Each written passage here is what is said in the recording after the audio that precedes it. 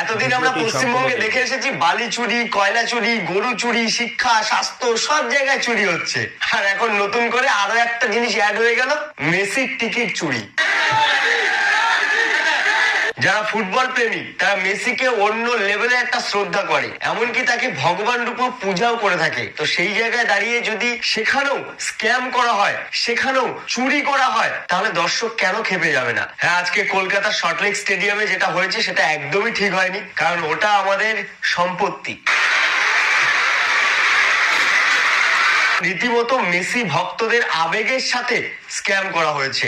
যেদিন থেকে শতদ্রু দত্ত, না শুধু শতদ্রু দত্ত না, ব্যবসায়ী শতদ্রু দত্ত ফেসবুকে এবং নানান সোশ্যাল মিডিয়া প্ল্যাটফর্মে অ্যানাউন্স করেছিল যে কলকাতাতে মেসি আসছে, তাকে পাঞ্জাবি পরানো হবে, বাঙালি খাবার খাওয়ানো হবে, রাজুদার পকেট পাওয়াটার সাথে সেলফি তুলতে দেওয়া হবে, ইত্যাদি ইত্যাদি অনেক কিছুই ভাটবাজ বক্তব্য আমরা